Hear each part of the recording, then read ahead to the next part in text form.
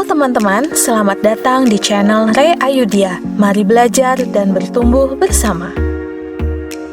Di episode kali ini, kita akan belajar bersama mengenai inner child. Apa sih inner child itu? Dan bagaimana dampaknya untuk hidup kita? Yuk kita pelajari bersama-sama. Selamat mendengarkan.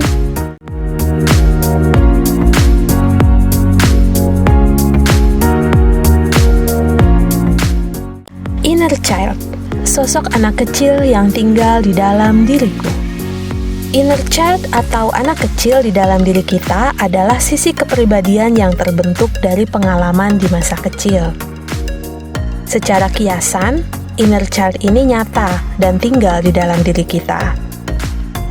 Menurut Freud, sebagian besar gangguan mental atau pola perilaku yang destruktif berkaitan dengan alam bawah sadar manusia.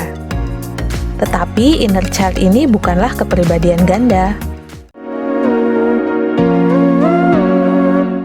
Carl Gustav Jung yang mengembangkan teori mengenai inner child ini. Inner child ada di dalam diri kita dan mempengaruhi cara kita menjalani kehidupan, cara kita mengambil keputusan, dan dalam menyelesaikan masalah. Kita semua pernah menjadi anak-anak, dan sisi anak itu masih tinggal di dalam diri kita. Kebanyakan orang dewasa tidak menyadari keberadaan inner child di dalam dirinya. Pengalaman masa kecil yang tidak menyenangkan karena disakiti, diabaikan, ditolak, dilecehkan, kurang kasih sayang, ataupun mendapat kekerasan, sehingga penuh dengan trauma dapat membekas di dalam diri kita. Kemudian cenderung bermanifestasi dalam berbagai bentuk pikiran, perasaan, dan perilaku negatif ketika kita tumbuh dewasa. Misalnya, cenderung emosional atau emosi yang tidak stabil, mudah tersinggung atau mudah tersakiti, mudah marah, melakukan agresi, gangguan kecemasan, gangguan panik, memiliki trust issue atau sulit percaya, self-esteem yang rendah, tidak percaya diri atau overconfident, egois, perfeksionis, kemampuan tilik diri yang tumpul atau self-awareness yang rendah, kelekatan atau kebergantungan terhadap orang lain atau terhadap sesuatu yang tidak sehat. Penting bagi kita untuk menyadari keberadaan inner child atau luka batin di dalam diri kita. Faktanya, sebagian besar manusia dewasa tidak sepenuhnya dewasa. Di dalam tubuh dan usia kita yang sudah dewasa, justru sang inner child kitalah yang muncul ke permukaan dan mengambil alih kendali hidup kita. Seperti anak kecil yang terjebak di dalam tubuh orang dewasa, maka tidak heran jika kita cenderung kekanak-kanakan dalam menjalani kehidupan ini dan rentan stres karena ketidakmampuan kita dalam mengatasi masalah. Bayangkan, apa yang terjadi ketika seorang anak kecil harus menjalankan peran orang dewasa? Misalnya, kita memiliki status sebagai seorang ayah bagi anak kita. Lalu, karena inner child atau sosok anak kecil di dalam diri yang menguasai hidup kita, maka tanpa disadari anak kecil di dalam diri kita itulah yang menjalankan tanggung jawab seorang ayah. Apa yang terjadi ketika seorang anak kecil harus menjalankan peran sebagai seorang ayah?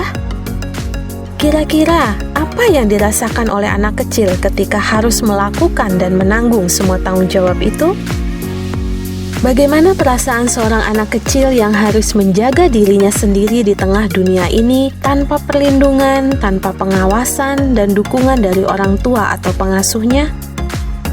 Tidak heran jika kita sering dilanda kecemasan, ketakutan, perasaan insecure, inferior, kesepian, bahkan merasa kewalahan dalam menjalani hidup ini.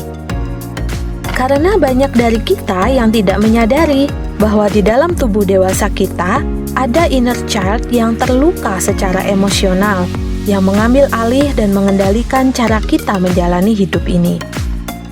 Kita tidak dapat mengubah masa lalu yang membentuk inner child kita penuh dengan luka batin, tetapi kita dapat belajar menerima dan berdamai dengannya. Kita dapat memulainya dengan menyadari keberadaan inner child di dalam diri kita, lalu menjumpainya, mengakuinya, dan menerimanya. Kita perlu berkomunikasi dengannya, mengasuh sosok anak kecil yang tinggal di dalam diri kita, memeluknya, dan mencintainya. Belajar mencintai inner child kita berarti belajar mencintai diri sendiri. Mungkin kita perlu juga melakukan rekonsiliasi dengan inner child kita, meminta maaf padanya, meneguhkannya, dan mengucapkan terima kasih kepadanya. Kita dapat mendengarkan apa yang dibutuhkan oleh inner child kita di saat ini dan di sini, kebutuhan-kebutuhan yang mungkin tidak terpenuhi di masa lalu. Karena kondisi tidak terpenuhinya kebutuhan-kebutuhan itu cenderung membentuk kita menjadi pribadi yang suka menuntut.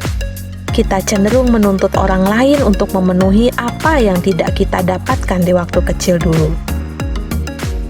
Sehingga tanpa disadari, kita cenderung sering menuntut pasangan agar kita merasa dicintai, menuntut penerimaan dan pengakuan dari teman, rekan kerja, siapapun atau apapun di luar diri kita untuk membahagiakan kita. Dan sekeras apapun mereka berusaha membahagiakan dan menyenangkan kita, kita tetap merasa tidak puas. Apa yang terjadi di masa lalu tidak dapat dihilangkan ataupun diubah. Kita hanya perlu belajar menerimanya dan berdamai dengan anak kecil yang penuh luka itu yang tinggal di dalam diri kita. Hanya diri kita sendirilah yang bisa menjadi orang tua yang cukup baik bagi inner child kita yang ada di masa ini maupun di masa mendatang.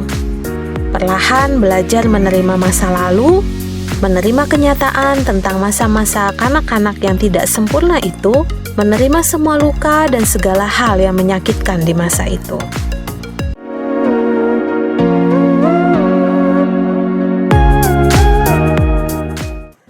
Temuilah inner child di dalam dirimu. Bayangkan kamu berhadapan dengan dirimu sendiri dalam versi anak-anak. Kemudian bayangkan kamu seperti orang tua yang baik yang sedang berbicara kepada sosok anak kecil di dalam dirimu. Tataplah matanya dan berbicaralah dengan lembut kepadanya. Katakan padanya bahwa dia dicintai apa adanya. Katakan juga kepadanya, hidup memang tidak selalu berjalan seperti yang kita inginkan. Tapi bersama dengan Tuhan, semuanya akan tetap terkendali. Bayangkan juga kita memeluk inner child kita, menenangkannya, memberi pengertian kepadanya, dan menghiburnya. Mungkin pada awalnya akan terasa canggung dan tidak nyaman, tetapi tidak apa-apa, diteruskan saja. Pelan-pelan nanti akan menjadi terbiasa, hingga lama-lama menjadi lebih nyaman untuk berjumpa dan berbicara dengan diri sendiri. Kita dapat juga menggunakan metode lain untuk berbicara dengan inner child kita, yaitu dengan menulis surat. Surat untuk inner child kita, untuk diri sendiri. Kita bisa juga berbicara atau ngobrol dengan inner child di dalam diri kita melalui latihan self-talk. Self-talk atau berbicara dengan diri sendiri itu bukan berarti gila kok. Imbangi juga dengan latihan relaksasi pernafasan atau latihan mindfulness secara teratur untuk menenangkan inner child kita.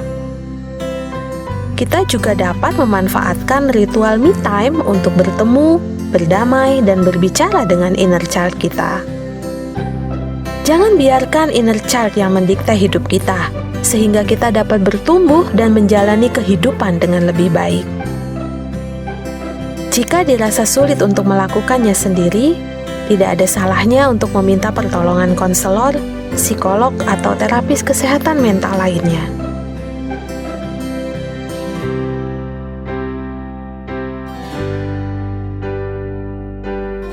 Berikut ini salah satu contoh surat yang ditulis untuk inner child kita. A letter for my inner child, a letter for me. Dear my inner child, aku minta maaf untuk apa yang telah kamu lalui di masa lalu. Kamu yang penuh luka, kesedihan, kesepian, ketakutan, bahkan trauma karena pengabaian, penolakan, dan kekerasan. kamu seorang diri terpaksa harus menghadapi hal-hal besar yang menakutkan, bahkan juga menyakitimu sedemikian rupa. Meskipun demikian, percayalah, Tuhan sangat mengasihimu. Kamu berharga dan dicintainya. Tenanglah, kita aman. Aku bersamamu. Tuhan menjagai kita seperti yang telah dilakukannya selama ini terhadap kita. Terima kasih sudah berjuang selama ini. Terima kasih sudah bertahan. Sekarang, beristirahatlah. Kamu pasti lelah. Thank you for taking care of us. I can take it from here, so you can rest now. Tentu saja aku tetap membutuhkanmu. Aku tetap membutuhkan keceriaanmu, ketulusanmu, rasa ingin tahumu, dan antusiasmu. Selebihnya, izinkan aku yang mengambil alih untuk menghadapi dan menjalani hidup di hari-hari selanjutnya. It's okay, everything will be fine. God with us.